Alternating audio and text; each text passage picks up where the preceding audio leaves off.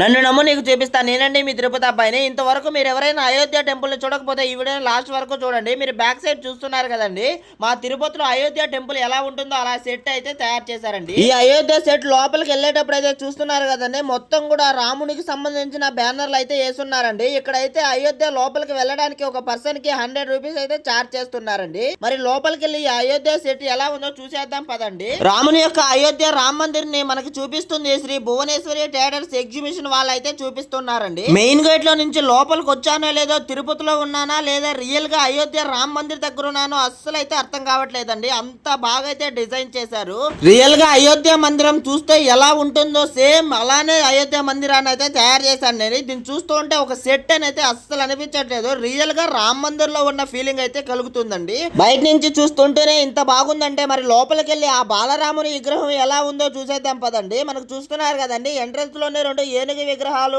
అలాగే మధ్యలోని జటాయు విగ్రహం అయితే ఉన్నట్టుందండి. సింహము విగ్రహము అలాగే ఆంజనేయ స్వామి విగ్రహం కూడా ఉంది. లోపలికి వచ్చి చూస్తే అది ఒక సెటప్ అని తెలిసినా గానీ చూస్తుంటే మొత్తం రియల్ గా కట్టినట్టు అయితే ఉందండి. అందువల్ల నాకు డౌట్ వచ్చే పక్కన ఉన్న ఒక పిల్లర్ ని అయితే తట్టానండి. చూస్తున్నారు కదండి, ఇది రియల్ గా కట్టింది అయితే కాదండి, ఒక సెటప్ ఏనండి. సౌండ్ అయితే వస్తుంది ఆ పిల్లర్ అనేది. మరి కొంత లోపలికి వెళ్ళి చూసినట్టయితే సీలింగ్ టాప్ మొత్తం చాలా అంటే చాలా బాగా డిజైన్ అయితే చేశారండి. చూస్తున్నారు కదండి, రియల్ గా రామ్ మందిర్ లో ఇలానే ఉంటుందా అనే డౌట్ అయితే కలిగింది. మీరు ఇక్కడ చూస్తున్నారు కదండి, బాలరాముడి విగ్రహం అయితే చాలా అంటే చాలా బాగుందండి.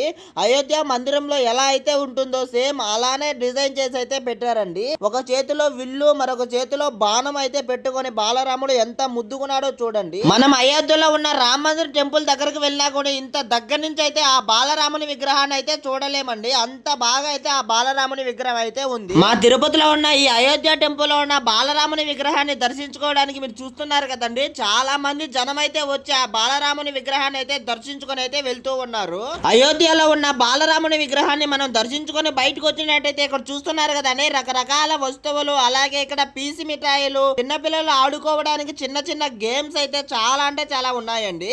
ఇక్కడ చూసుకున్నట్టయితే చూడండి, ఇక్కడ ఐస్ క్రీమ్ కూడా ఉందండి. ఈ ఐస్ క్రీమ్ అబ్బాయి అయితే ఆ పిల్లోడితో చూడండి ఎంత బాగా అయితే ఆడుకుంటూ ఉన్నాడు. ఇక్కడ చూసుకున్నట్టయితే బజ్జీలు అయితే వేస్తున్నారంటండి. చూస్తున్నారండి, బజ్జీలు వేస్తున్నారా వీళ్ళు పూలు అయితే అమ్ముతున్నారా నాకైతే అర్థం కావట్లేదు. ఈ రామ్ మందిర్ సెట్ అయితే నాకు బ్యాక్ సైడ్ నుంచి చూసినప్పుడు అయితే మా తిరుపతిలో ఉన్న తాజ్ హోటల్ అయితే గుర్తొచ్చిందండి. సేమ్ అలానే ఉంది. మా తిరుపతిలో ఉన్న ఈ అయోధ్య రామ్ మందిర్ యొక్క ఎగ్జాక్ట్ అడ్రస్ వచ్చి తిరుపతిలో ఉన్న డిబిఆర్ హాస్పిటల్ పక్కనే అయితే ఉంటుందండి. తిరుపతిలో ఉన్న వాళ్ళు ఎవరైనా సరే ఇంతవరకు వెళ్ళకపోతే ఖచ్చితంగా వెళ్ళి చూడండి, చాలా అంటే చాలా బాగుందండి. అలాగే మన ఛానల్ ఎవరైనా కొత్తగా చూస్తూ ఉంటే కింద కనిపిస్తున్న సబ్స్క్రైబ్ బటన్ వెంటనే సబ్స్క్రైబ్ చేసుకోండి. మరొక వీడియోతో మళ్ళీ కలుసుకుందాం కదా గోవిందా.